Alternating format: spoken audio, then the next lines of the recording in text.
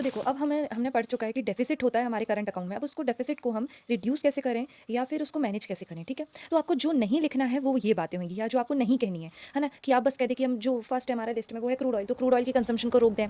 तो आपको ऐसी बातें उलझुल बातें नहीं करनी है, क्योंकि क्या होगा, क्रूड ऑयल के कंजम्पशन को आप एक पॉइंट के बाद कंजम्पशन उसका रोक नहीं पाओगे, ठीक है। क्योंकि हर ही चीज़ में आप देखो क्रूड ऑयल लगता है ना। आप मान लो कि आपने व्हीकल वाले उसको पेट्रोलियम का यूज़ को कम कर भी लिया, तब भी आप फैक्ट्रीज़ का, है ना, बाकी आप जो एक्सपोर्ट्स कर रहे हैं पेट्रोलियम प्रोडक्ट्स का कंजम्पशन जारी रहेगा। तो आपको सिर्फ ये लोन एक पॉइंट नहीं लिखना है, फिर ठीक है। गोल्ड बैन नहीं कर सकते, क्योंकि गोल्ड तो देखो ज़रूरत है हमारी, चाहिए ही होएगा।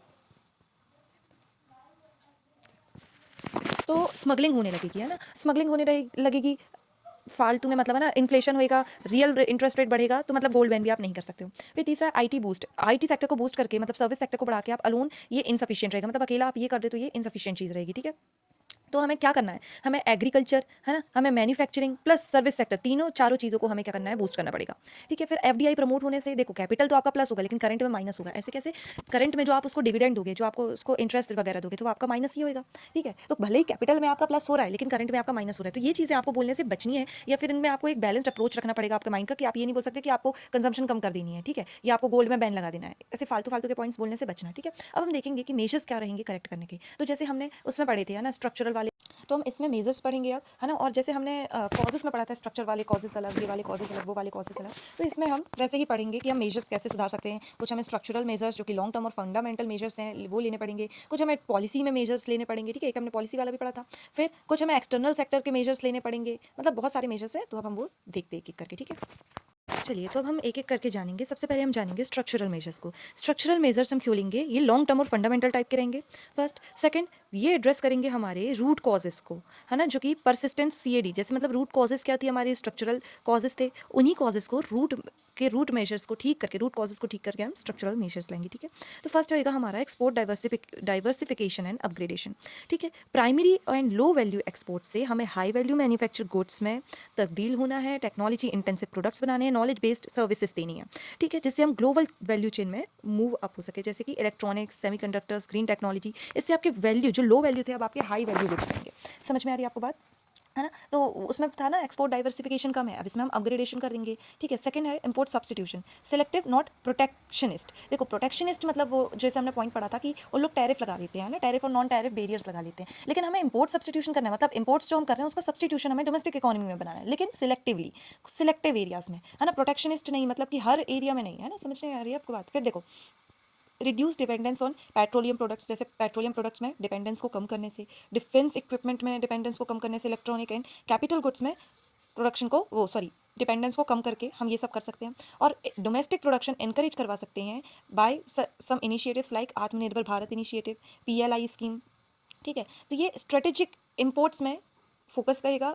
हमें ब्लैंकेट प्रोटेक्शनिज्म नहीं करना, हमें कि हमने टैरिफ और नॉन टैरिफ बैरियर्स लगा दिया, ऐसा नहीं करना है हमें, सिलेक्टिव सब्सटीट्यूशन करना है, इंपोर्ट सब्सटीट्यूशन, ठीक है। फिर तीसरा पॉइंट है हमारा एनर्जी सिक्योरिटी एंड डाइवर्सिफिकेशन। देखो एनर्जी डेफिसिट था एक उसमें पॉइंट, अब इसमें आ गया एनर्जी सिक्योरिटी एंड डाइवर्सिफिकेशन। आपको डोमेस्टिक एनर्जी प्रोडक्शन को इंक्रीज करना है, आपको प्रमोट करना है इथेनॉल ब्लेंडिंग को, एनर्जी एफिशिएंसी मेजर्स को, ताकि हमें कम एनर्जी लगे, और रिन्यूएबल एनर्जी सोर्सेज को, जैसे कि सोलर और विंड एनर्जी, ठीक है। ये हमारी वल्नरेबिलिटी को कम करेगी, जो कि हम किससे वल्नरेबल हैं, टू ऑयल प्राइस शॉक्स। हमने पढ़ा था, है ना, कि क्रूड ऑयल में अगर कोई भी शॉक आ गया, मतलब प्राइस में हाइक आ गया, तो हम लोग की तो पूरी इकोनॉमी वो हो सकती है। तो ये हमारी वल्नरेबिलिटी को रिड्यूस करेगा, ठीक है, डोमेस्टिक प्रोडक्शन में निर्भर होकर। फिर इंप्रूविंग इंडस्ट्रियल कंपैटिटिवनेस, इंडस्ट्रीज़ की हमारे यहाँ कंपैटिटिवनेस को बढ़ाना, ठीक है। कॉस्ट ऑफ प्रोडक्शन को डिक्रीज करना, रिड्यूस करना, कैसे कैसे बढ़ी थी, इंफ्रास्ट्रक्चर खराब था, लॉजिस्टिक्स में बहुत पैसे लगते थे, है ना, बाकी सारी चीज़ों में। तो आप क्या करेंगे, रेशनलाइज करेंगे टैक्सेस को, ठीक है, टैक्सेस को कम करेंगे, रिजिड लेबर मार्केट से लेबर फ्लेक्सिबिलिटी देंगे, प्लस लॉजिस्टिक्स कॉस्ट को कम करेंगे, इंफ्रास्ट्रक्चर को इंप्रूव करेंगे। तो आपका क्या होगा, कॉस्ट ऑफ प्रोडक्शन कम होगा, और कॉस्ट ऑफ प्रोडक्शन कम होगा तो प्राइस कम होगा, प्राइस कम होगा तो हायर एक्सपोर्ट कंपैटिटिवनेस होगी हमारी, ठीक है। फिफ्थ पॉइंट देखते हैं हम, सर्विस सेक्टर को आपको क्या करना है, बूस्ट करना है, ठीक है। फिफ्थ पॉइंट में हमारा है स्ट्रेंथनिंग सर्विस सेक्टर, है ना। और इसमें सिर्फ आईटी वगैरह नहीं, बाकी आपकी IT services, financial services, medical, tourism, education and digital services, agriculture आपको कहना चाहिए, है ना, मैनेजीरियल सर्विसेज आपको कहना चाहिए, ठीक है। जितनी भी टाइप की सर्विसेज हो सकती हैं हमने सबको प्रमोट करना है, ठीक है, ताकि सर्विस सरप्लस हमारा ऑफसेट कर सके मर्चेंडाइज ट्रेड डेफिसिट को, ठीक है। अभी क्योंकि सरप्लस तो है लेकिन वो it is not that enough, है ना, कि वो ऑफसेट कर सके हमारी ट्रेड डेफिसिट को, जो कि मर्चेंडाइज की वजह से हो रहा है, ठीक है। तो हमें प्रमोट करना है ताकि इसका सरप्लस हमारे मर्चेंडाइज ट्रेड डेफिसिट को क्या कर सके, ऑफसेट कर सके। Now the second heading is you can say trade policy measures, कि हमें पॉलिसी या तो कहना चाहिए ट्रेड की पॉलिसी में क्या मेजर्स लाने चाहिए। हमने पढ़ा था इंस्टीट्यूशनल एंड पॉलिसी कॉजेस होते हैं कुछ, तो अब हमें ट्रेड पॉलिसी मेजर्स को देखना है, ठीक है। तो फर्स्ट आता है हमारा एक्सपोर्ट प्रमोशन पॉलिसीज़, है ना। आपको पॉलिसी लानी पड़ेगी एक्सपोर्ट के प्रमोशन की, जिसमें एक्सपोर्ट्स इंसेंटिव्स दिए रहेंगे आपने, है ना। ड्यूटी ड्रॉबैक देंगे आपकी, आपको ड्यूटी नहीं पे करना पड़ेगा, है ना। मार्केट एक्सेस थ्रू एफटीएस, ठीक है। ट्रेड फैसिलिटेशन रिफॉर्म्स, जिससे जो एक्सपोर्टर है उनका ट्रेड को ईज हो उनको एक्सपोर्टिंग में। समझ में आ रही है आपको बात। फिर रेशनल इंपोर्ट मैनेजमेंट, है ना। Discourage non essential imports through higher custom duties, quality standards, encourage domestic alternatives, मतलब इंपोर्ट सब्सटीट्यूशन, एक्सपोर्ट्स में आपको प्रमोशन करना है, और रेशनल इंपोर्ट मैनेजमेंट या फिर इंपोर्ट सब्सटीट्यूशन करना है, ठीक है। फिर थर्ड आता हमारा मैक्रो इकोनॉमिक मेजर्स। तो इसमें आपको क्या करना है, आपको अवॉइड करना है ओवर वैल्यूएशन ऑफ करेंसी में। जब आप करेंसी को ओवर वैल्यू, मतलब कि आप जब अप्रिशिएट कर लेते, तो हमने देखा था क्या होता है ना। तो आपको ये ओवर वैल्यूएशन नहीं करना है ना। आपको मार्केट फोर्सेस को डिसाइड करने देना है कि आपकी करेंसी का प्राइस कितना रहना है। हालांकि ये बात भी है कि वो ज़्यादा ही अप नहीं रहनी चाहिए, ज़्यादा ही डाउन भी नहीं रहनी चाहिए, ठीक है। वहाँ आरबीआई अपने मेजर्स ले लेगा, लेकिन आपको ओवर वैल्यूएशन से बचना है, क्योंकि ये घातक रहेगा हमारे लिए, ठीक है। फिर अलाउ करना है मार्केट ड्रिवन डेप्रिसिएशन को, ताकि हमारे एक्सपोर्ट्स बूस्ट हो सके और इंपोर्ट्स डिस्करेज हो सके, ठीक है। मैनेज फ्लेक्सिबिलिटी रखनी है आपको, मतलब फ्लेक्सिबिलिटी तो होनी चाहिए, लेकिन मैनेज होनी चाहिए, ना ज़्यादा हो जाए ना ज़्यादा कम हो जाए, ठीक है। फिक्स्ड रेट्स में आपको नहीं चलना चाहिए, और ये फिक्स्ड एक्सचेंज रेट सिस्टम तो है भी नहीं हमारे यहाँ। देन आता है हमारा इन्फ्लेशन कंट्रोल। आपको प्राइस स्टेबिलिटी बना के रखनी है through sound monetary policy, supply side inventory interventions, ठीक है। और इन्फ्लेशन कंट्रोल क्यों ज़रूरी है, ताकि आपको एक्सपोर्ट आप कंपेटिटिव रख पाओ। समझ में आ रही है। हमने पिछली वीडियो में सारी बात कर ली थी, तो इसी के इर्द गिर्द घूमती, पिछली वीडियो के इर्द गिर्द ये सारे मेजर्स से करेक्ट करने के बस, ठीक है। फिर फिजिकल कंसोलिडेशन, देखो हमने उसमें पढ़ा था ट्विन डेफिसिट कंट्रोल। पहले कौन सा डेफिसिट होता है, डेफिसिट होता है फिजिकल डेफिसिट। फिजिकल डेफिसिट की वजह से होता है एग्रीगेट डिमांड में इंक्रीज। एग्रीगेट डिमांड में इंक्रीज होता है तो आपका क्या होता है कि इंपोर्ट्स बढ़ते हैं, है ना। और इंपोर्ट्स बढ़ते हैं तो करंट अकाउंट डेफिसिट बढ़ता है। तो ये दो डेफिसिट आ गए, फिजिकल डेफिसिट और करंट अकाउंट डेफिसिट। तो आपको क्या करना है, फिजिकल डेफिसिट को कम करना है, मतलब सरकार की स्पेंडिंग को कम करना है, ताकि क्या हो जाए, एग्रीगेट डिमांड कंट्रोल में आ जाए। एग्रीगेट डिमांड आपकी कंट्रोल में आएगी। देखो फिजिकल डेफिसिट का मतलब है कि आप क्या कर रहे हो, स्पेंड ज़्यादा कर रहे हो, तो लोगों के पास इनकम ज़्यादा आ रही है ना। अब इनकम ज़्यादा नहीं आएगी, आप रिड्यूस करोगे फिजिकल डेफिसिट को, तो उन लोग एग्रीगेट डिमांड कम हो जाएगी। एग्रीगेट डिमांड कम होगी मतलब इंपोर्ट की जो इंटेंसिटी थी वो भी कम हो जाएगी। तो आपका फिजिकल डिसिप्लिन आ जाएगा, जो कि एक्सटर्नल बैलेंस को कंट्रोल करेगा या फिर सपोर्ट करेगा। देन फोर्थ आते हैं हमारे measures to improve invisible receipts. अच्छा इनविजिबल, तो ये इस वाले पॉइंट में हम क्या बात करेंगे कि हम इनविजिबल रिसीट्स को बढ़ा कैसे सकते हैं, इंप्रूव कैसे कर सकते हैं। इनविजिबल रिसीट्स मतलब आपके जो सर्विसेज से मिल रही है आपको जो सेकेंडरी इनकम मिल रही है, प्राइमरी इनकम मिल रही है, वो आप कैसे बढ़ा सकते हैं, क्योंकि ये भी बढ़ेंगे तो आप एट द एंड क्या होगा कि आपका करंट अकाउंट डेफिसिट क्या होगा, नैरो होता जाएगा, ठीक है। तो फर्स्ट पॉइंट इसमें हमारा प्रमोटिंग रेमिटेंसेस, है ना। हमें क्या करना चाहिए, रेमिटेंसेस को प्रमोट करना चाहिए। अच्छा वो कैसे होएगा, reduce cost of remittances transfers. अच्छा रेमिटेंसेस जब ट्रांसफर हमारे यहाँ होते हैं ना, तो उसमें कुछ कॉस्ट लगती है, तो ये कहना चाहिए आपको गवर्नमेंट को टैक्स देना पड़ता है, तो उस कॉस्ट को हम कम कर दें। एनकरेज कर दें हम फॉर्मल चैनल्स को, है ना, जिनके थ्रू रेमिटेंसेस हमारे यहाँ आए, है ना, या फिर हम ईजियर और क्विकर मैनर बना दें उनका, ठीक है। फिर बूस्टिंग टूरिज्म हम लोग बहुत अपना सकते हैं, ये भारत के लिए बहुत सही है ना। और टूरिज्म को आप बूस्ट कैसे कर सकते हैं, एडवर्टाइजिंग आप करें, है ना, प्रमोट करें आप मेडिकल टूरिज्म को, स्पिरिचुअल टूरिज्म को और इको टूरिज्म को। इसमें भारत बहुत आगे जा सकता है, ठीक है। पोटेंशियल बहुत है भारत में, चाहे वो मेडिकल हो, है ना, चाहे स्पिरिचुअल हो, चाहे इको टूरिज्म हो। तो हम इसकी प्रमोशन कर सकते हैं, एडवर्टीजमेंट कर सकते हैं। आप देखो जैसे दुबई वाले करते हैं, अबू धाबी वाले करते हैं, है ना, वैसे कुछ हमें भी करना चाहिए। फिर इंप्रूव इंफ्रास्ट्रक्चर एंड सेफ्टी। आपको इंफ्रास्ट्रक्चर आपको सही करना चाहिए भारत में, ताकि टूरिस्ट आए तो उन्हें कोई भी इनकन्वीनियंस ना हो। आपको सेफ्टी प्रोवाइड करनी चाहिए। अभी नागालैंड का एक वीडियो बहुत वायरल हुआ था, जिसमें एक फॉरेनर जो है टूरिस्ट बहुत अच्छे से सेफली नाच रही थी सबके बीच में। तो वहाँ के आप लोगों को देखें, शायद नागालैंड या नॉर्थ ईस्ट का था, वहाँ के लोगों ने प्रॉपर उनको सेफ्टी दी थी। तो सेफ्टी से क्या होता है, आपका जो है कनेक्शंस बिल्डअप होते हैं ना, कनेक्शन बिल्डअप होंगे तो आप देखिए वो वहाँ जाके भी बताएंगी, उनका एक्सपीरियंस इतना अच्छा रहा, तो टूरिज्म हमारे यहाँ ही का तो बढ़ेगा ना। तो हमें प्रयास करना चाहिए कि हमारे यहाँ जो भी आए, अतिथि देवो भव, जो भी आए हमारे यहाँ, है ना, अच्छे से जाए। और ये इकोनॉमिक्स में बहुत ज़रूरी है आपका अतिथि देवो भव की फीलिंग होना, है ना, ताकि क्या होएगा, हमारा करंट अकाउंट डेफिसिट कम होएगा, ठीक है। इससे तो टूरिज्म क्योंकि क्या होता है, non debt foreign exchange earning होती है, इसमें आपका कोई डेट नहीं लग रहा है ना, कोई आपको बर्डन नहीं आ रहा है आपके सिर में, और ये सीधा सीधा क्या है, आपकी फॉरेन एक्सचेंज की अर्निंग से आप समझ लें, है कि नहीं। और टूरिज्म आपका एक से दूसरे तक ही फैलता है, मतलब बीमारी टाइप का ही है ना, कि किसी को पसंद आ गया कोई दूसरे को बताएगा, को बताएगा, तो ये बढ़ेगा एट द एंड। फिर आपके आते हैं external sector and capital account supportive measures, है ना, जो कि सपोर्टिव हैं, सॉल्यूशन नहीं है, ये बात ध्यान रखना, ठीक है। तो ये एक्सटर्नल सेक्टर और कैपिटल अकाउंट से रिलेटेड होंगे।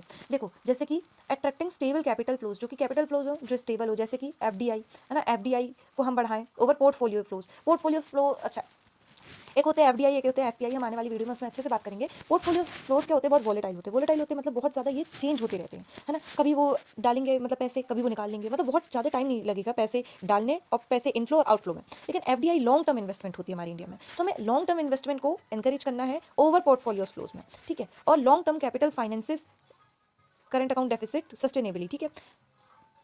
अब देखो ये सिक्स पॉइंट है आपका, मतलब आपको इसमें एक नजरिया मिला है कि आपको एफडीआई को प्रमोट करना है ओवर वोलेटाइल पोर्टफोलियो फ्लोज को, क्योंकि लॉन्ग टर्म कैपिटल फाइनेंस करेगा कैपिटल करंट अकाउंट डेफिसिट को सस्टेनेबली, ठीक है।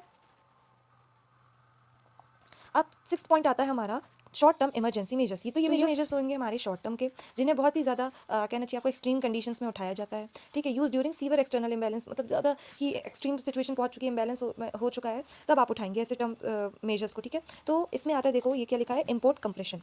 आपको टेम्परेरी रिस्ट्रिक्शंस लगा देनी है लग्जरी इंपोर्ट्स में, है ना, क्योंकि देखो बेसिक नीड्स वाले हैं जो मान लो कैपिटल गुड्स वगैरह वगैरह वाले हैं, तो उसमें तो आप रिस्ट्रिक्शन लगाओगे तो आप अपने ही देश का कहना चाहिए नुकसान करोगे। लेकिन लग्जरी इंपोर्ट्स में आप रिस्ट्रिक्शंस लगाए जा सकते हैं, लेकिन वो भी बहुत देर के लिए नहीं, बट लगाए जा सकते हैं टेम्परेरीली, ठीक है। Used cautiously due to growth impact, ठीक है। मतलब ग्रोथ इम्पैक्ट की वजह से लग्जरी इंपोर्ट्स तो होंगे, लेकिन आपको कॉशियस रहना पड़ेगा, ठीक है। ग्रोथ, इकोनॉमिक ग्रोथ से हमने देखा था इकोनॉमिक ग्रोथ भी लीड करती है करंट अकाउंट डेफिसिट को, तो उसको रोकने के लिए हमें इंपोर्ट कंप्रेशन करने का मिलता है, ठीक है, मतलब करना पड़ता है। फिर एक्सटर्नल शॉर्ट टर्म रिलीफ ले सकते हैं थ्रू ईसीबीस, मतलब external commercial borings, multilateral loans ले सकते हैं, है ना। लेकिन ये लेने से भी आपका अकाउंट तो देखो बैलेंस हो सकता है, लेकिन फ्यूचर रीपेमेंट बर्डन आपका इंक्रीज हो जाएगा। तो आपको क्या करना है, सस्टेनेबली करंट अकाउंट के बैलेंस को जो है पोजीशन में लाना है। इसका कंक्लूजन क्या दे सकते हैं कि correction of current account deficit requires a balanced mix of structural reforms, कि आपको ये भी करने पड़ेंगे, एक्सपोर्ट कंपेटिटिवनेस बढ़ानी पड़ेगी, एनर्जी सिक्योरिटी देनी पड़ेगी अपनी कंट्री को, और प्रूडेंट मैक्रो इकोनॉमिक मैनेजमेंट करना पड़ेगा, rather than short term compression और इम्पोर्ट्स अलोन। मतलब आप सिर्फ इम्पोर्ट्स कम करके, इम्पोर्ट्स को कंप्रेस करके अपने करंट अकाउंट डेफिसिट को सुधार नहीं सकते। हालांकि वो भी एक मेजर है, लेकिन वो बहुत शॉर्ट टर्म है, वो टेम्परेरी इफेक्ट लाएगा और आपको गलत और साबित कर देगा देश दुनिया की नज़रों में, ठीक है। तो आपको क्या करना है, आपको सारी चीज़ों का एक मिक्स लेके आना है, ठीक है। तो अगर एक हम लाइन में देखें तो ये sustainable current account position can be achieved only by addressing the structural rigidities of the country while leveraging services strength and export diversification. बहुत सुंदर लाइन है, इसमें सारी चीज़ों का एक जस्ट आपको मिलता है, ठीक है। तो इसी के साथ हमारा ये टॉपिक खत्म होता है।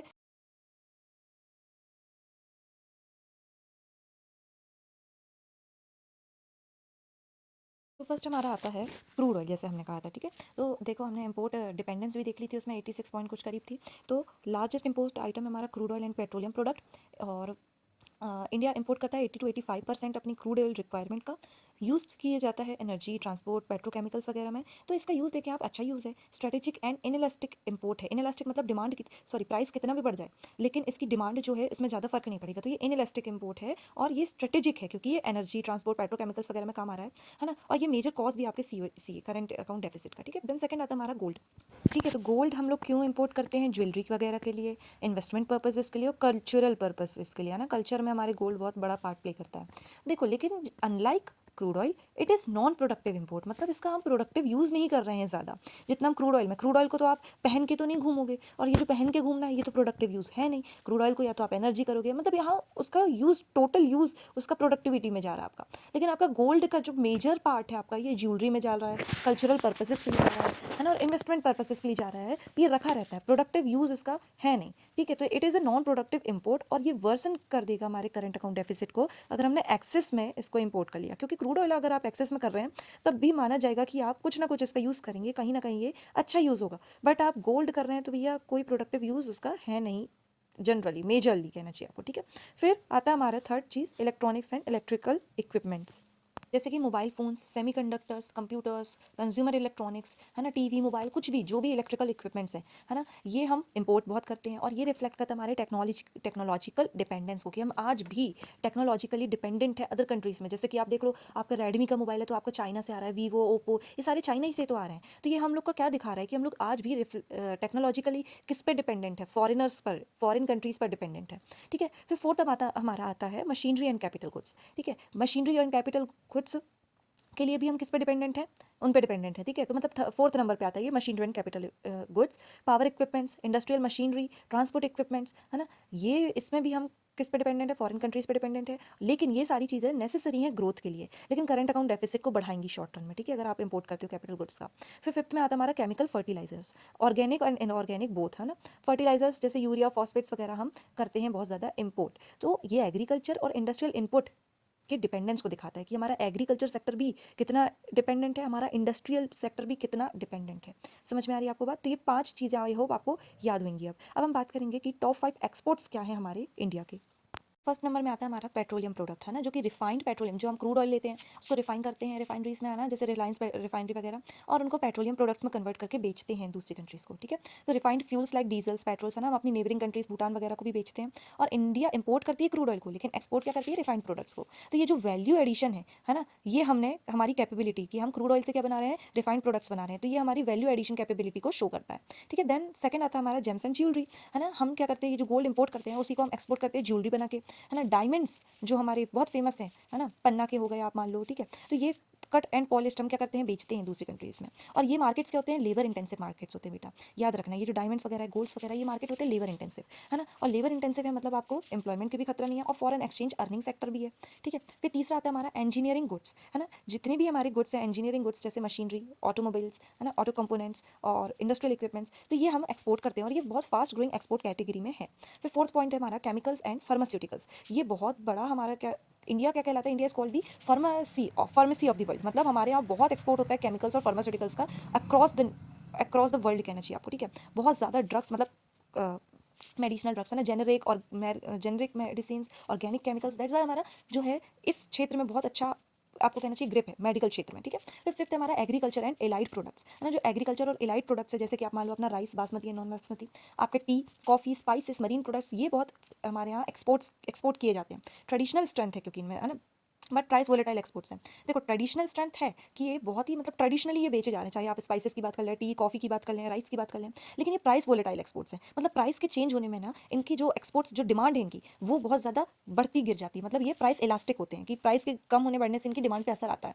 तो इसलिए हमने क्या करना है, हमने अपना ध्यान जो है इन इलास्टिक एक्सपोर्ट्स में ज़्यादा लगाना है, ठीक है। अच्छा ध्यान से सुनिएगा, वन लाइन कंपैरेटिव इनसाइट दे सकते हैं। India's exports largely value added and labour intensive goods while it imports energy, technology, capital intensive goods leading to a structural trade deficit. हमारा ट्रेड डेफिसिट मेनली स्ट्रक्चरल है। समझ में आई आपको बात, ठीक है। क्योंकि हम क्या देते हैं, वैल्यू एडेड प्रोडक्ट्स को बेचते हैं, लेबर इंटेंसिव प्रोडक्ट्स को हम बेचते हैं, लेकिन हम इंपोर्ट क्या करते हैं, एनर्जी इंपोर्ट करते हैं, टेक्नोलॉजी इंपोर्ट करते हैं और कैपिटल इंटेंसिव गुड्स को इंपोर्ट। और अगर आप याद कर पाएँ तो यही सारे पॉइंट्स हमने किस में पढ़े थे, जब हम स्ट्रक्चर वाले कॉजेज की बात कर रहे थे, तब हम पढ़े थे कि आपकी इकोनॉमी में अगर टेक्नोलॉजी बेस अच्छा ना हो, है ना, अगर आपके मैन्युफैक्चरिंग बेस अच्छा ना हो तो आप कैपिटल इंटेंसिव आपको गुड का इंपोर्ट करना पड़ेगा। आप एनर्जी डेफिसिट कंट्री तो आपको एनर्जी का इंपोर्ट करना पड़ेगा। तो ये सारे जो हमारे इंपोर्ट्स हैं ये दिखा रहे हैं कि हम लोग क्या है, structural trade deficit, structural causes के कारण ये ट्रेड डेफिसिट को फेस करते हैं। तो हमें कहाँ पे ध्यान देना है, स्ट्रक्चरल कॉजेज और स्ट्रक्चरल मेजर्स में ध्यान देना है, ठीक है। वहीं हमारे एक्सपोर्ट्स के दिखाते हैं कि हम वैल्यू एडेड गुड्स, है ना, और लेबर इंटेंसिव गुड्स में आगे हैं। तो ये क्या हमें बताते हैं कि हम वैल्यू एडिशन कर सकते हैं, हमें मैन्युफैक्चरिंग में ध्यान देने की जरूरत है। और